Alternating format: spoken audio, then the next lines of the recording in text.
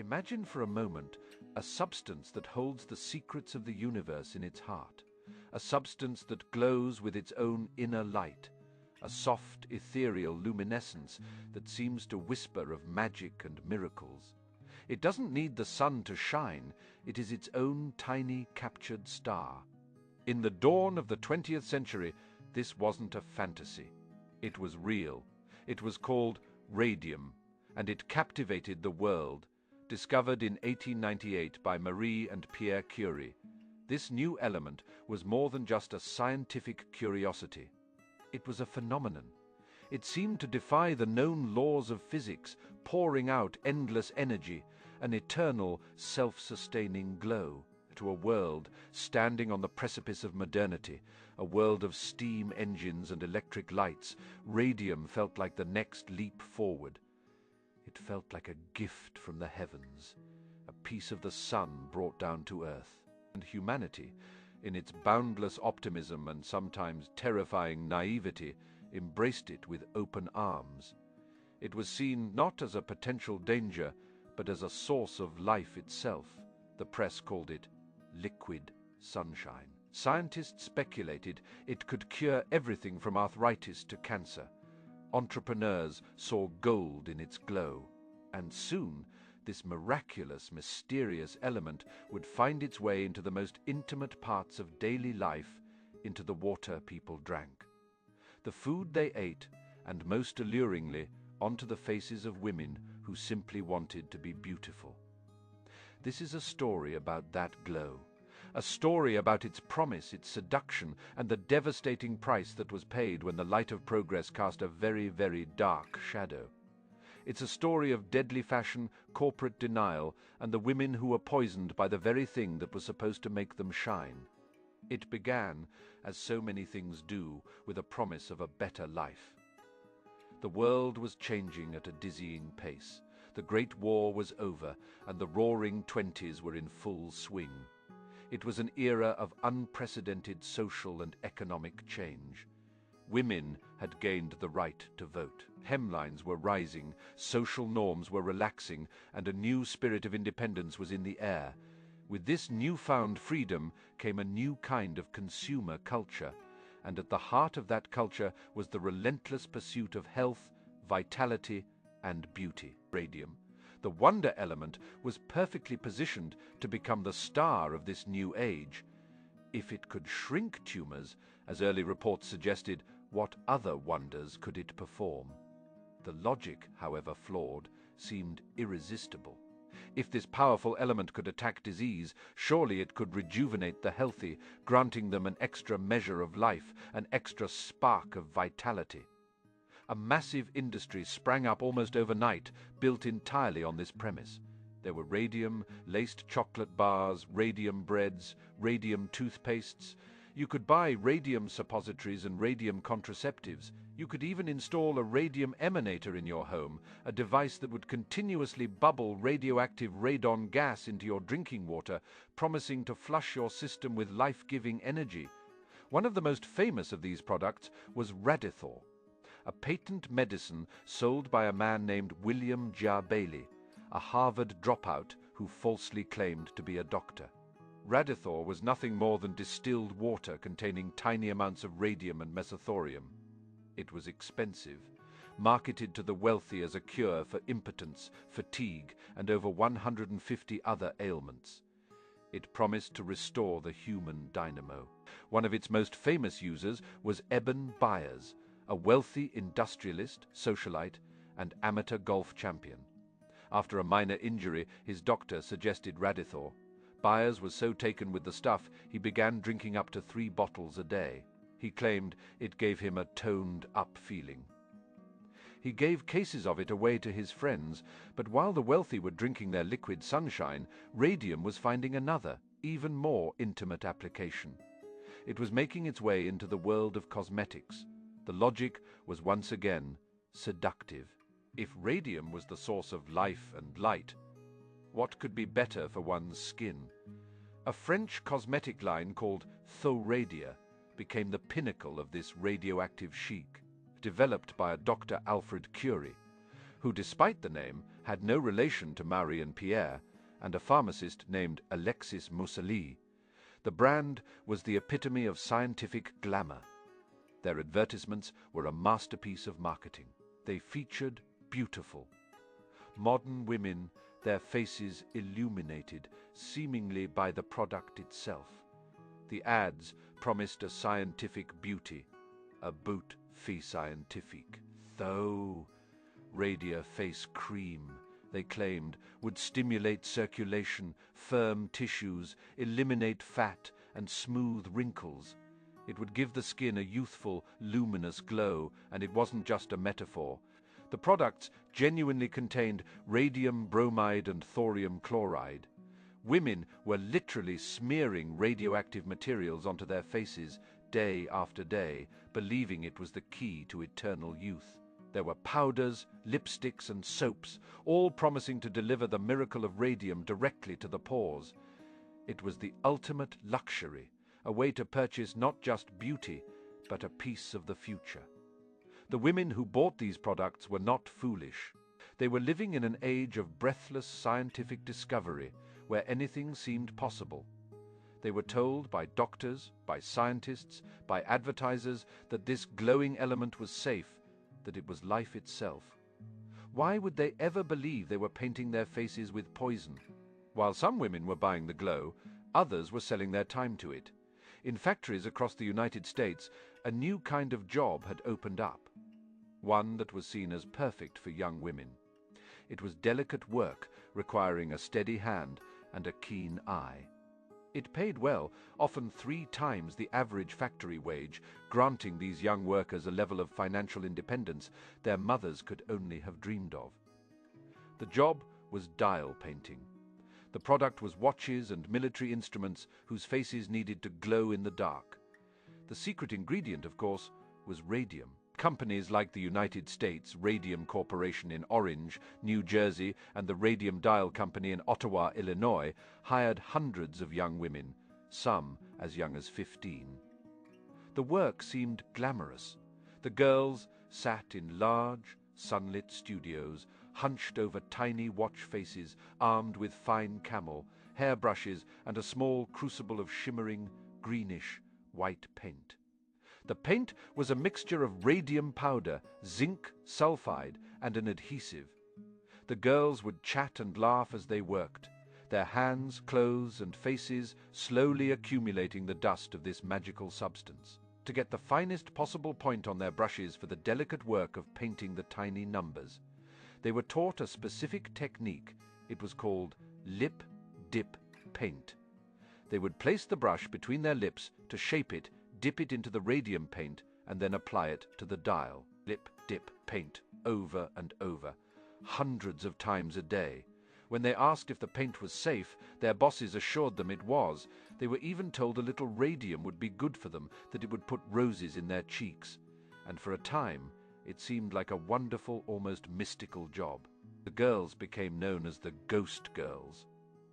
When they finished their shifts and walked home in the twilight, they would glow. Their hair, their clothes, their skin would shimmer with an otherworldly light. They were a novelty. They would go to dance halls and their glowing bodies would make them the center of attention. Some would even paint their teeth with the radium paint before a date, for a smile that would literally light up the room. It was fun. It was a game. They were young, full of life, earning good money and part of something new and exciting. They had no idea that with every lick of the brush they were swallowing their own death sentence. They were ingesting alpha particles, the heavy, destructive assassins of the radioactive world. Unlike the gamma rays that could pass through a body, the alpha particles, once inside, stayed put. They were potent and relentless, and the body had no defense against them. And the human body, with its intricate chemical pathways, made a fatal mistake. It mistook radium for calcium. Radium is chemically similar to calcium, and because of this, the body, seeking to build and strengthen bones, eagerly absorbed the radium and deposited it directly into the skeletal system. The women's bones, their jaws, their spines, became their own irradiated tombs. The radium atoms, now embedded deep within their bodies, began to do what radium does: decay. With a half-life of 1,600 years, the radium would continue to emit its potent alpha, beta, and gamma radiation, ceaselessly, day and night, for the rest of their lives and long after. It was like swallowing a machine gun that would never run out of bullets, firing relentlessly into their own marrow. The damage was catastrophic. The radiation bombarded their bone cells, killing them and preventing new ones from growing. It attacked the bone marrow, the very factory of the body's blood supply. The first signs were often subtle: a persistent toothache, a tooth that falls out for no reason, a wound in the mouth that wouldn't heal. Molly Maggier, one of the first dial painters in New Jersey, was one of the first to fall ill. She was only in her early 20s. It started with a toothache. Her dentist pulled the tooth, but the socket didn't heal. Instead, it became a festering, pus-filled ulcer. More teeth were pulled, but the decay only spread. Her jawbone, riddled with radiation, was literally disintegrating. The dentists, baffled, called it radium jaw. Her doctors were equally mystified. They didn't understand the connection between her work and her horrific symptoms. The decay spread through her mouth, into her lower jaw, and even into the bones of her inner ear within a year of her first toothache. Molly Maggier was dead. Her death certificate, in a tragic display of the medical ignorance of the time, listed the cause of death as syphilis. It was a convenient and shameful diagnosis, one that would be used by the radium companies to deflect blame and slander the reputations of their dying employees. Soon, more girls began to get sick. Grace Fryer, another dial painter, experienced severe jaw problems and excruciating pain in her feet. Quinta MacDonald and Albina Larice, sisters who worked at the factory, both developed horrific ailments. Their bodies were falling apart from the inside. They suffered from crippling anemia as their bone marrow failed to produce red blood cells. Their bones became so brittle they would fracture spontaneously, a condition doctors called honeycomb bone. A simple hug could break a rib. Walking down the stairs could shatter a spine. One woman's jaw was so decayed that when her doctor gently probed it, it came away in his hands. The pain was constant, unimaginable, and it was accompanied by a terrifying psychological burden. These women, once vibrant and full of life, were watching themselves literally disintegrate, and no one could tell them why. The companies, of course, knew, or at least they had strong reason to suspect. The executives and scientists at the U.S. Radium Corporation did not handle radium with their bare hands. They used lead screens, masks, and tongs. They had commissioned studies as early as 1924 that confirmed the devastating effects of ingested radium. They knew the substance they were giving their female employees to lick was a deadly poison, and they did everything in their power to hide that fact. They suppressed the reports. They denied any link between their product and the illnesses. They lied to the women, to the public, and to the medical community. When the first doctor, Harrison Martland, finally made the definitive connection in 1925, proving that the radium ingested by the girls was the source of their suffering, the company launched a campaign to discredit him. They accused the dying women of poor hygiene, of trying to cheat the company, and most insidiously of suffering from sexually transmitted diseases. For the women, it was a profound betrayal. The job that had promised them freedom and prosperity had stolen their health, their futures, and now their dignity. But in the face of this immense injustice, something remarkable happened. These dying women decided to fight back. Their battle for justice would become one of the most significant and heartbreaking. Labor rights struggles of the 20th century, the charge was led by a woman named Grace Fryer. By 1927, her spine was held together by a steel brace. She had lost most of her teeth and she could no longer work, but she refused to be a silent victim. She decided to sue the U.S. Radium Corporation. The task was monumental. Radium poisoning was not recognized as a compensable occupational disease, and the statute of limitations for other injuries was only 2 years.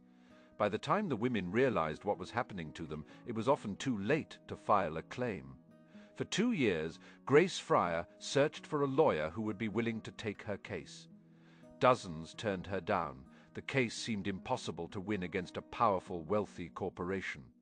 Finally, a young attorney from Newark named Raymond Berry took the case. He agreed to represent Grace and 4 other women, Edna Hussman, Catherine Schaub, and the sisters Quinta MacDonald and Albina Larice.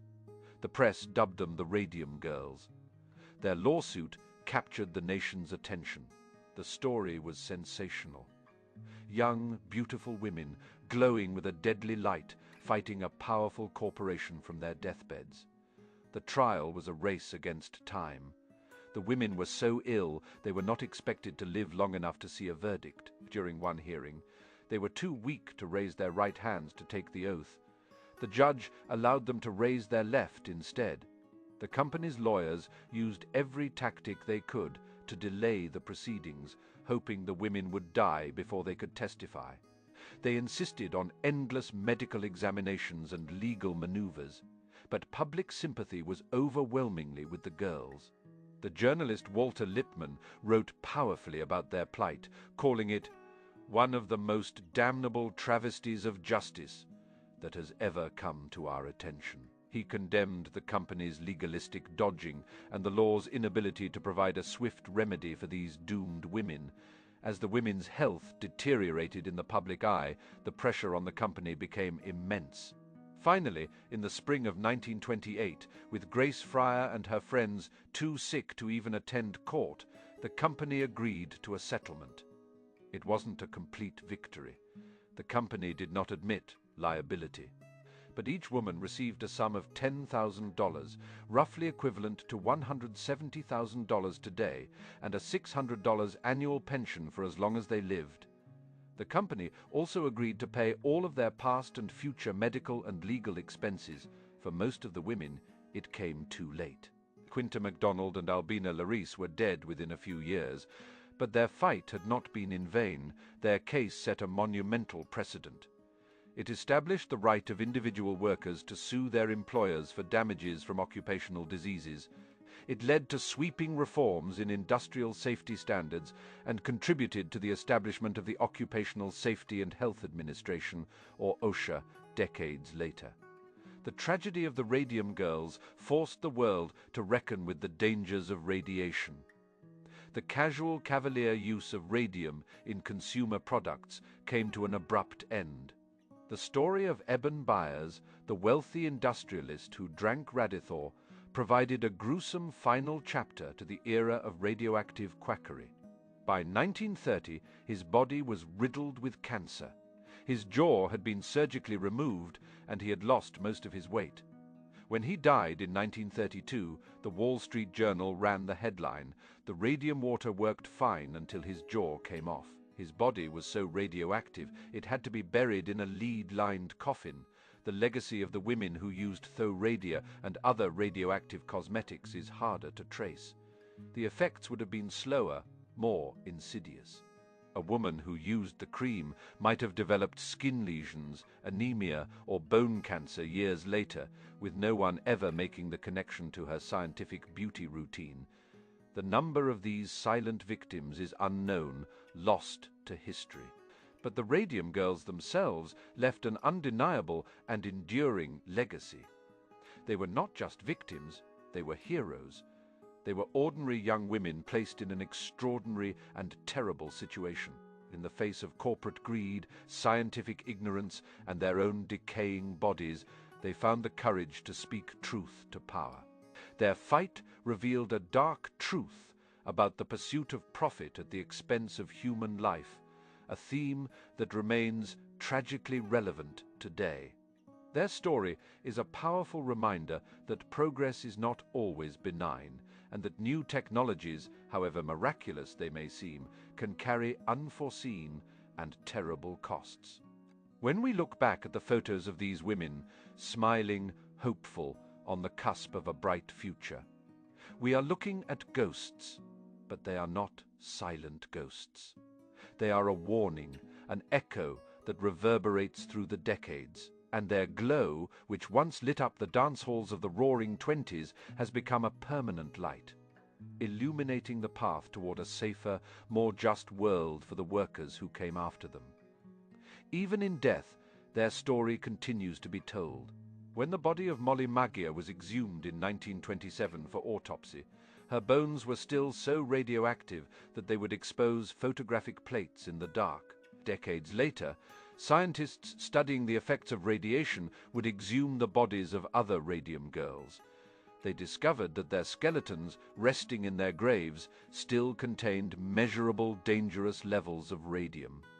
Their very bones had become a permanent record of their sacrifice, a radioactive testament that will continue to glow silently in the dark, outlasting us all, a final, haunting echo of the girls who were taught to paint with starlight and paid for it with their lives.